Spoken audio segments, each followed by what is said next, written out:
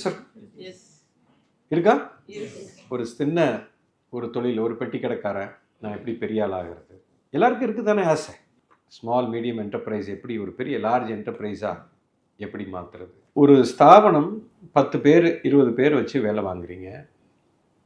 இந்த ஸ்தாபனம் வந்து மிகப்பெரிய ஸ்தாபனமாக மாறணும் அப்படின்னா ஆசை மட்டும் இருந்தால் பத்தாது.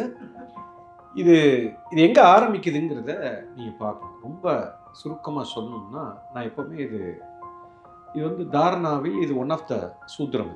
இந்த நிகழ்ச்சியிலே அதை பற்றி பேசுவேன். நீங்கள் பணத்தை சம்பாதிக்கணும்னு நினைக்காதீங்க, நேரத்தை சம்பாதிக்கணும். எதை சம்பாதிக்கணும்?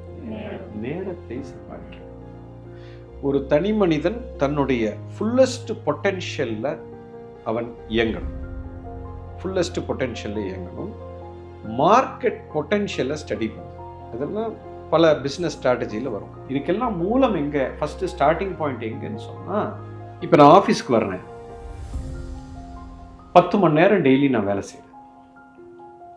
மாதம் என்னால் 5 லட்ச ரூபா சம்பாதிக்க முடியும். இல்லை 8 மணி நேரம் வேலை செய்கிறேன் அப்படி வச்சுக்கலாம், ஒரு 5 லட்ச ரூபா என்னால் சம்பாதிக்க முடியும். இப்போ நான் 8 மணி நேரம் நான் செலவு செய்து இந்த 5 லட்ச ரூபாய் என்னால் சம்பாதிக்க முடிந்த இந்த தொழிலை 8 மணி நேரத்துக்கு பதிலாக 4 மணி நேரம் நான் ஸ்பெண்ட் பண்ணாலே இந்த 5 லட்சத்தை சம்பாதிக்க முடியுமா அப்படிங்கிற சிந்தனை எனக்கு வர வேண்டும். 4 மணி நேரம் நான் செலவு பண்ணி இந்த 5 லட்ச ரூபாய் சம்பாதிக்கிற இடத்துல 1 மணி நேரம் நான் செலவு பண்ணி இதே 5 லட்ச ரூபாய் சம்பாதிக்கிற அளவுக்கு நான் அடுத்த டார்கெட்டாக வைக்கணும். இப்போ இதில் பல நன்மைகள் இருக்குது. இப்போ 1 மணி நேரம் தான் நான் செலவு பண்ணுறேன், 5 லட்ச ரூபாய் சம்பாதிக்கிறேன். மீதி இருக்கிற 7 மணி நேரம் இப்போ என் கையில் இருக்குது. அதை அனுபவிக்கிறதுக்கு எனக்கு நேரம் கிடைக்குது. ஒன்று. இப்போ இன்னும் 1 மணி நேரம் நான் செலவு பண்ணால் என்னால் இப்போ 5 லட்சம் இல்லை, இப்போ 2 மணி நேரத்தில் என்னால் எவ்வளோ சம்பாதிக்க முடியும்? 10 லட்சம் சம்பாதிக்க முடியும். You understand? This is called, you need to buy time. So இதில் உன்னுடைய எஃபிஷியன்சி இம்ப்ரூவ் ஆகணும், உன்னுடைய செயல்திறன் இம்ப்ரூவ் ஆகணும்.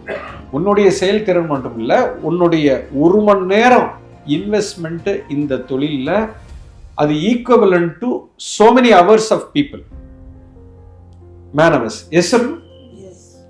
இப்போ என்னுடைய ஸ்தாபனத்தில் 20 பேர் வேலை செய்கிறாங்க. நான் 1 மணி நேரம் செலவு பண்ணி அந்த 20 பேரோட மொத்த எஃபிஷியன்சியும் நான் அந்த 1 மணி நேரத்தில் நான் கொண்டு வந்துடுறேன். இப்போ ஒருத்தரும் 10 மணி நேரம் வேலை செய்கிறாங்கன்னு வச்சுக்குவோம். என் ஸ்தாபனத்தில் 20 பேர் அப்படின்னா மொத்தம் எத்தனை மணி நேரம் ஒரு நாளைக்கு வேலை நடக்குது? 200 மணி நேரம். Yes sir.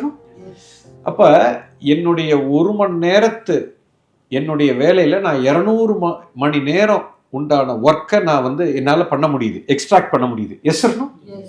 இப்போ நான் 2 மணி நேரம் நான் போட்டேன்னா இப்போ என்னால் 400 மணி நேரம் உள்ள ஒர்க்கை எக்ஸ்ட்ராக்ட் பண்ண முடியும். Yes sir.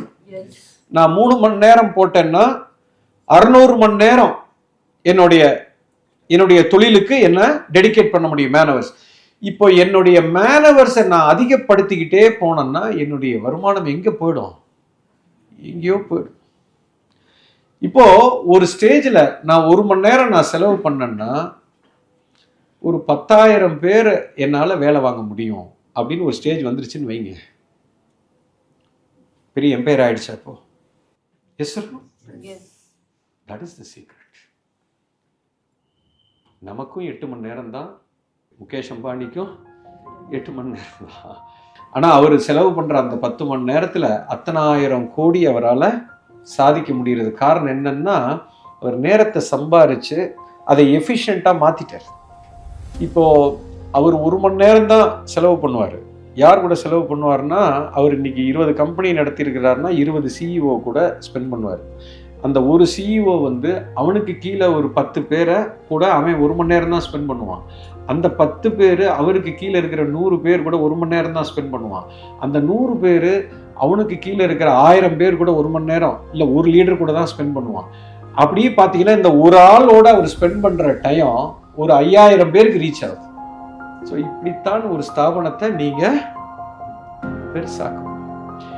நானே தான் எல்லாம் செய்யணும், நான் எதையுமே இன்னொருத்தட்ட கொடுக்க மாட்டேன், நான் டெலிகேட்டே பண்ண மாட்டேன், என் நேரத்தையே நான் ஃபுல்லாக காலையிலிருந்து செலவு பண்ணி தான் இந்த தொழில் நடக்கும்னு இருந்தால் இந்த தொழிலை விரிவு பண்ணுறதுக்கு வாய்ப்பே. This is called art of delegation. You need to buy time. You need to earn time. இந்த புத்தி ஃபர்ஸ்ட் இருக்கும்.